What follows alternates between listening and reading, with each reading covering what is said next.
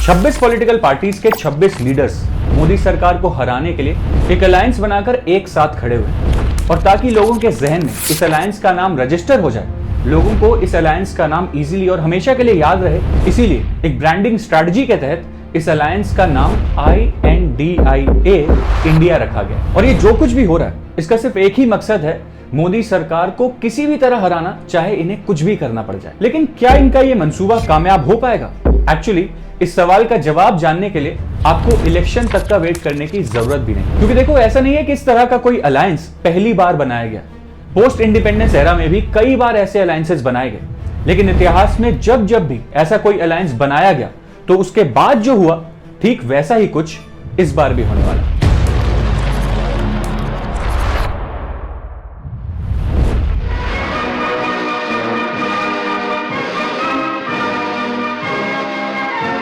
Independence के बाद 1947 से लेकर 1967 तक इंडिया में कांग्रेस का डोमिनेंस था और पंडित नेहरू ही पीएम की कुर्सी के दावेदार थे, क्योंकि उस समय ना तो कोई स्ट्रॉन्ग पॉलिटिकल लीडर मौजूद था और ना ही कांग्रेस के अलावा कोई दूसरी स्ट्रॉन्ग पार्टी। लेकिन फिर 1967 के बाद एक वो दौर आया जब इंडिया पॉवर्टी, पाकिस्तान और चाइना के साथ वॉर जैसे कुछ नेशनल इश्यूज फेस कर रहा था। और इसी बीच पंडित नेहरू का और लाल बहादुर शास्त्री जी का देहांत होने के बाद उस समय जो गवर्नमेंट थी वो थोड़ी अनस्टेबल हो रही थी। लेकिन फिर 1971 आते आते जब इंडिया ने पाकिस्तान के साथ चल रहा वो युद्ध जीत लिया, तो उस दौरान देश का नेतृत्व कर रही इंदिरा गांधी जी को इस विक्ट्री के बाद देश के कोने कोने से समर्थन मिलने लगा, जो कि वो डिजर्व भी करती थी। फिर 1971 से लेकर 1977 तक लोगों के एक बहुत स्ट्रॉन्ग समर्थन की वजह से इंदिरा गांधी जी की कांग्रेस सरकार ने मेजॉरिटी में अपनी गवर्नमेंट बनाई। पर फिर हुआ कुछ ऐसा कि 1971 के उन्हीं इलेक्शंस को लेकर सोशलिस्ट पार्टी के एक लीडर राजनारायण जी ने इंदिरा गांधी जी पर कुछ गंभीर आरोप लगा दिए। उन्होंने आरोप यह लगाया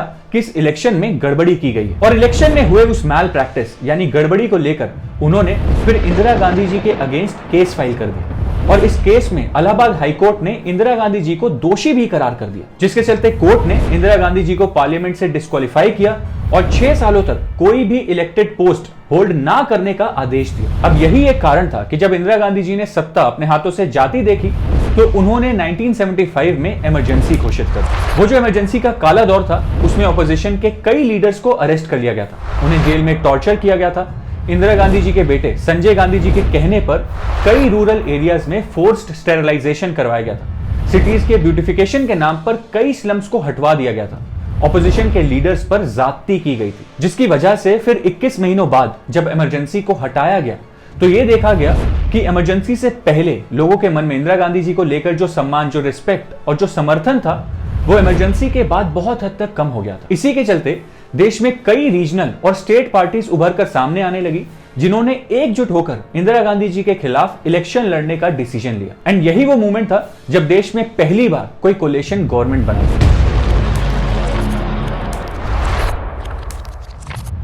1977 में सभी ऑपोजिशन पार्टीज ने एक होना शुरू किया, जिसमें दलित लीडर श्री जगजीवन राम, भारतीय जनसंघ, भारतीय लोकदल और सोशलिस्ट पार्टी के लीडर श्री चरण सिंह ने श्री जयप्रकाश नारायण जी के नेतृत्व में एक साथ मर्ज होकर इंडियन हिस्ट्री का पहला अलायंस बनाया, जिसका नाम था जनता पार्टी। जेपी नारायण जी ने इस इलेक्शन के लिए इंदिरा हटाओ देश बचाओ का नारा भी दिया था और फिर उसी साल 23 जनवरी को जनता पार्टी को लॉन्च किया गया और जनता पार्टी उस साल का इलेक्शन जीत भी गई, जिसके तहत फिर श्री मोरारजी देसाई ने इंडियन हिस्ट्री में पहली बार कोई नॉन कांग्रेस गवर्नमेंट बनाई। इनकी सरकार में श्री चौधरी चरण सिंह जी को होम मिनिस्टर बनाया गया। लेकिन चौधरी चरण सिंह इस डिसीजन से खुश नहीं थे, इसीलिए उन्होंने जून 1978 में रिजाइन कर दिया। बट बाद में फिर जनवरी 1979 में उन्हें डेप्यूटी प्राइम मिनिस्टर बना दिया गया। पर चौधरी चरण सिंह की इस नाराजगी के अलावा भी मोरारजी सरकार को कुछ और बड़े चैलेंजेस फेस करने पड़े थे, क्योंकि मोरारजी देसाई की सरकार के सिर्फ 2 साल के कार्यकाल में ही देश में कई जगह हिंदू मुस्लिम वायलेंस देखने को मिला था,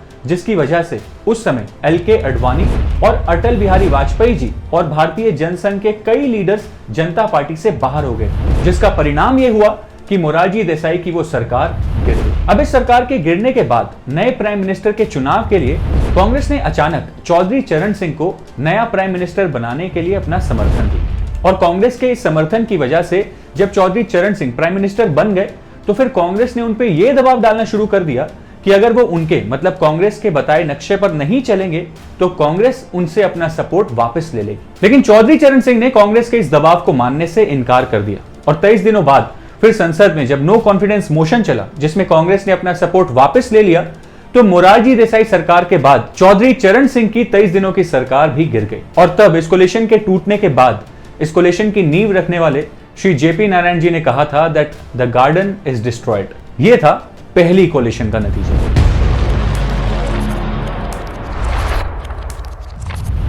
उसके बाद जनता पार्टी की यह सरकार गिरने के बाद फिर से जनता दल, तेलुगु देशम पार्टी, द्रविड़ मुनेत्र कड़गम, असम गण परिषद और सोशलिस्ट कांग्रेस पार्टी ने मिलकर नेशनल फ्रंट नाम से एक कोलिशन बनाया, जिसमें बीजेपी और बाकी कुछ पार्टीज ने बाहर से सपोर्ट किया। 1989 में हुए इलेक्शन में इस नेशनल फ्रंट कोलिशन की जीत हुई, जिसके बाद बीजेपी और कुछ पार्टीज की सीट्स को मिलाकर नेशनल फ्रंट ने सरकार बनाई और वीपी सिंह जी को प्राइम मिनिस्टर बनाया। लेकिन जब वीपी सिंह जी के सरकार में होते हुए भी उन दिनों सोमनाथ से अयोध्या जा रही रथ यात्रा को रोककर एल.के. अडवाणी जी को अरेस्ट कर लिया गया था, तब बीजेपी ने इस सरकार से अपना समर्थन वापस ले लिया था, जिसके परिणाम स्वरूप यह कोलिशन गवर्नमेंट भी गिर गई थी और वीपी सिंह जी को अपनी पीएम की कुर्सी से हटना पड़ा था।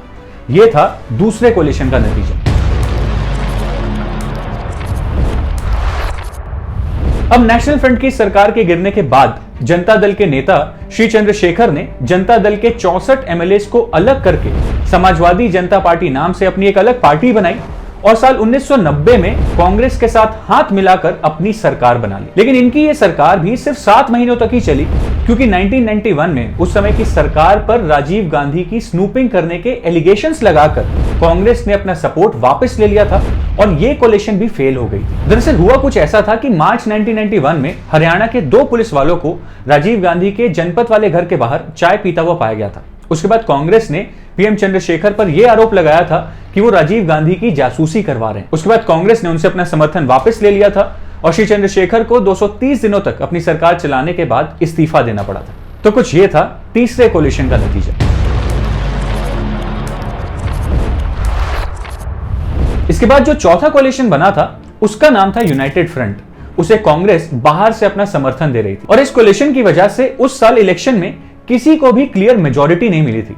दरअसल हुआ कुछ ऐसा था कि भारतीय जनता पार्टी को इस इलेक्शन में सबसे ज्यादा सीट्स मिली थी, मतलब कि इन्हें मेजॉरिटी नहीं मिली थी, लेकिन 161 सीट्स मिलने की वजह से और कुछ पार्टीज के समर्थन की वजह से श्री अटल बिहारी वाजपेयी जी को इस बार सरकार बनाने का एक मौका मिल रहा था। लेकिन सिर्फ 2 हफ्ते बाद ही इस यूनाइटेड फ्रंट अलायंस को जब पार्लियामेंट्री मेजॉरिटी मिल गई तो श्री अटल बिहारी वाजपेयी जी के हाथों से सरकार बनाने का वो मौका भी छिन गया और श्री एच.डी. देवेगौड़ा जी प्राइम मिनिस्टर बन गए। ये जो पीरियड था इसमें भी काफी आपसी मतभेद देखने को मिला था और इस सरकार में भी इंस्टेबिलिटी थी।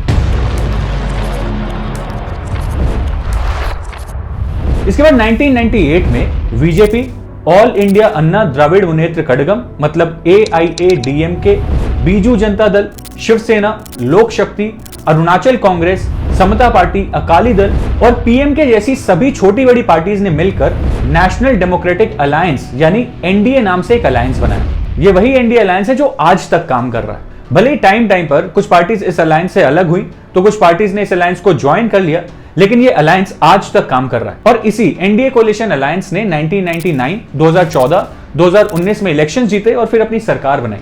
और जो अभी चल रही मोदी सरकार है वो भी इसी एनडीए कोलिशन अलायंस का नतीजा है। भारत के इतिहास में ये अभी तक इकलौता ऐसा अलायंस है जो पिछले 25 सालों से चल रहा है। और एनडीए जैसा ही एक दूसरा बड़ा अलायंस है जिसका नाम है यूपीए, यूनाइटेड प्रोग्रेसिव अलायंस। ये यूपीए एक कांग्रेस लेड अलायंस है और इस अलायंस ने आज तक 2 बार इलेक्शन जीते हैं, 2004 में और 2009 में। इस अलायंस में कांग्रेस, एनसीपी, डीएमके, राष्ट्रीय जनता दल, एलजेपी और पीएमके जैसी कुछ पार्टी शामिल। हालांकि आज इनमें कई आपसी मतभेद होते रहते हैं, लेकिन ये अलायंस भी सालों से बरकरार है। अभी जो कोलिशन सरकार बनाने की मेजॉरिटी हिस्ट्री रही है जिसके बारे में हमने इस वीडियो में बात की, उसको देखकर आपको यह समझ आ गया होगा कि जैसे उस समय इंदिरा गांधी जी को हटाने के लिए बाकी पार्टीज ने एकजुट होकर एक कोलिशन सरकार बनाई थी, ठीक वैसा ही कुछ इस बार भी हो रहा है। लेकिन तब उन पार्टीज का एकजुट होने का रीजन कुछ और था और इस बार इन पार्टीज का एकजुट होने का रीजन कुछ और है। लेकिन जैसे उस समय वो अलायंस बहुत अनस्टेबल साबित हुई थी, ठीक वैसा ही कुछ इस समय भी होता हुआ दिख रहा है।